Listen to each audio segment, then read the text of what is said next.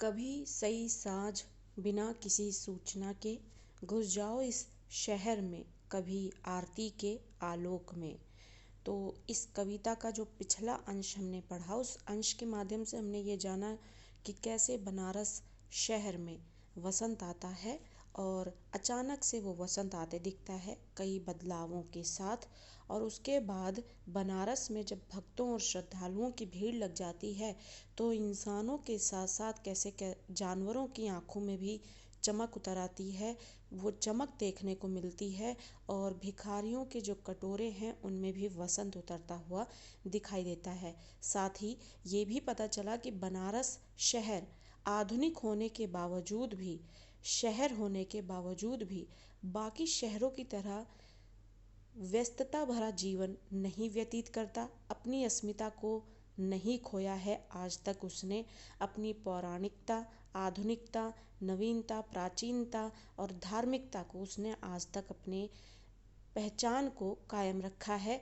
सभी काम यहाँ पर किस तरीके से कवि ने जो है कविता में दिखाया है कि बनारस में सब कुछ धीरे धीरे होता है और यही धीरे धीरे होने की प्रक्रिया ने ही बनारस को एक सूत्र में बांध के रखा है। और इसी धीरे धीरे के काम के होने की प्रक्रिया ने जिसे एक सूत्र में बांध कर रखा है बनारस को, जहाँ बनारस के लोग अपने नियमों का पालन करते हुए अपने जीवन को व्यतीत करते हैं बावजूद बाकी शहरों की तरह। और इसी वजह से बनारस शहर आज भी अपनी पहचान लिए हुए दिखता है। और बनारस में और भी कई चीज़ें ऐसी हैं जो उसको अपनी एक अलग पहचान देने में कायम रहता है। जो चीज़ें पहले भी हम बनारस में जहाँ देखा करते थे, आज भी अगर हम वहाँ अचानक से भी चले जाएं तो वो आज भी हमें वहीं दिखेंगी। तो जो बनारस शहर की असल पहचान है, बनारस उसमें कभी बदलाव नहीं लाता। आधुनिक होता है, नवीन होने का प्रयास करता है, लेकिन अपनी प्राचीनता में ही अपनी नवीनता लाने का वो सदैव प्रयास करता है। ऐसे ही कवि आगे कहते हैं कविता में कि कभी सई साँझ, साँझ यानी शाम, यानी कभी शाम को बिना किसी सूचना के घुस जाओ इस शहर में, कभी आरती के आलोक में। यानी कभी आप अचानक एकदम से सांझ की आरती के लिए बनारस आ जाइए और फिर गंगा किनारे होने वाली आरती में शामिल हो जाएं। और फिर आप उस आरती के आलोक में, उस रोशनी में, उस दैवीय भावना में जब शामिल होंगे तो बनारस का जो एक अस्तित्व है वो आप में कौंधने लगेगा, वो आलोक आप में स्वयं में महसूस होने लगेगा। आलोक यानी रोशनी। तो बनारस की एक और विशेषता ये है कि कभी आप अचानक भी अगर सांझ के समय बनारस में चले जाएं, गंगा किनारे होने वाली आरती को, सांझ की आरती में चले जाएं, तो आपको उस आरती के आलोक में स्वयं को और बनारस शहर को बड़े ही सहजता से और सरलता से देख पाएंगे। तो अचानक से जाने का अर्थ यहाँ पे कवि का ये है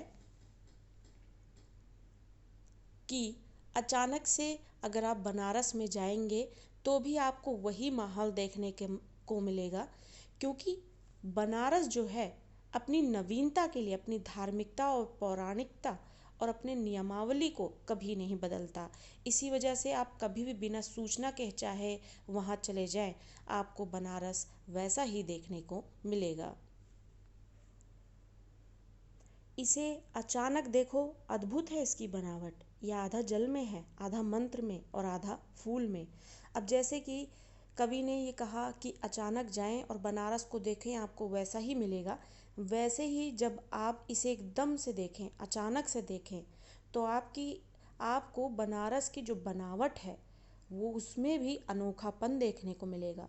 अनोखापन ये है कि ये बनारस शहर जो है इसका अस्तित्व जो आज भी कायम है, उसकी अस्मिता, अस्मिता का अर्थ होता है पहचान। यानी बनारस जिस वजह से जाना जाता है वो आज भी कैसे कायम हुआ है, इसकी बनावट कैसे हुई है, जिनकी वजहों से जाना जाता है बनारस, वो यह आधा जल में है, आधा मंत्र में है, आधा फूल में है। यानी आपको इसकी पहचान, बनारस शहर की पहचान आधा जल में दिखेगी। जल यानी गंगा जी की वजह से, यानी बनारस जो है गंगा की आरती, गंगा की वजह से, घाटों की वजह से कितना मशहूर है बनारस, ये हर कोई जानता है। तो बनारस की अस्मिता जो है ये आधी हमें जल में दिखती है, आधा मंत्रों में दिखती है। मंत्रों का उच्चारण, शिव पूजन, ये सब जो है इसी वजह से बनारस है। तो ये आधा जल में दिखता है, आधा मंत्र में दिखता है और आधा फूल में। और यही नहीं, सिर्फ धार्मिकता ही नहीं, पौराणिकता है और प्राचीनता ही नहीं, बल्कि प्राकृतिक परिवेश में भी बनारस अपनी खूबसूरती लिए हुए है, जिसकी वजह से बनारस जो है आधा जल में दिखता है, आधा मंत्र में दिखता है और आधा फूल में दिखता है। आधा का अर्थ ये है कि बनारस जो है उसकी पहचान हमें जल में भी दिखती है, मंत्र में भी दिखती है और फूलों में भी दिखती है। आधा का अर्थ यहाँ पर आधे से बिल्कुल नहीं लिया जाएगा। ये कविता की बनावट के अनुसार इसे लिखा गया है, शाब्दिक रूप दिया गया है। तो कवि कहते हैं कि बनारस में एकदम से जाओ सांझ की पूजा में तो आप आरती के आलोक में गुम हो जाएंगे, और एकदम से अगर आप बनारस शहर को देखकर पहचानने की कोशिश करें तो आप इसकी बनावट को भी अद्भुत और अनोखा पाएंगे, क्योंकि ये आधा जल में दिखता है, आधा मंत्रों में दिखता है और आधा फूलों में दिखता है।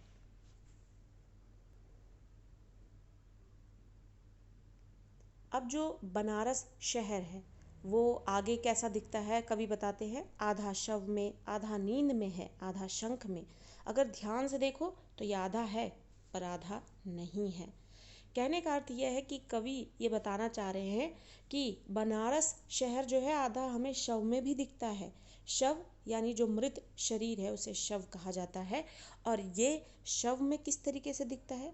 बनारस शहर ऐसा शहर है जहाँ लोगों की मान्यता है कि गंगा के किनारे मृत शरीर को उसके अंतिम संस्कार के से संबंधित जो भी क्रियाकलाप है अगर किए जाए तो आत्मा को मोक्ष मिल जाता है, मुक्ति मिल जाती है। और इस वजह से हमें वहाँ पर अनंत शव भी जाते हुए दिखाई देते हैं और उनकी चिताग्नि भी जलती हुई दिखती हैं। इसी के लिए कुछ बनारस का कुछ हिस्सा जो है हमें शवों में भी देखने को मिलता है।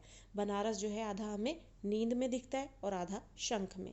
सुबह के वक्त सिर्फ शाम की आरती ही, गंगा घाट पर जो शाम की आरती है वही नहीं, बल्कि सुबह के वक्त पे भी अगर ध्यान दिया जाए तो जब शंखनाद होते हैं तो और सुबह का वक्त होता है तब आधा बनारस जो है वो आधा नींद में होता है और आधा शंख में। शंख में कैसे? तब लोग, कुछ लोग जो है बनारस के वो पूजा अर्चना में व्यस्त होने की वजह से शंखनाद के वक्त मंदिरों में दिखते हैं और कुछ लोग जो हैं सुबह होने की वजह से नींद में दिखते हैं। इसीलिए आधा बनारस जो है हमें नींद में दिखता है और आधा बनारस जो है वो शंख में दिखता है। कवि कहते हैं आगे कि अगर ध्यान से देखो तो यह आधा है और आधा नहीं भी है। कहने का अर्थ यह है कि बनारस जो है इन्हीं वजहों से संपूर्ण है, यानी ये सब हैं तभी बनारस संपूर्ण है। और इसी के लिए यह आधा है भी और आधा नहीं भी। आधा होते हुए भी, आधा कहने का अर्थ यह है कि बहुत सारी चीज़ें हैं जिनकी वजह से बनारस है। तो पूर्ण संपूर्णता किसी एक चीज़ की वजह से बनारस नहीं जाना जाता। तो इसी के लिए हर एक चीज़ जो कि बनारस को बनाती है उसकी अस्मिता को बनाए रखी है, इसकी वजह से आप इसको आधा देखेंगे भी और आधा नहीं भी। यानी हर छोटा छोटा हर हिस्सा जो है वो बनारस का हर एक चीज़ में दिखता है। कौन सी चीज़ में? शंखनाद में, शव में, नींद में और उसके बाद आरती के आलोक में। इस तरीके से इन गंगा घाटों पे और इस तरीके से सारे ये जो चिन्ह हैं जो बनारस की अस्मिता को बनाए रखते हैं, इनमें आधा आधा या बनारस हमें साफ और संपूर्ण दिखाई देता है।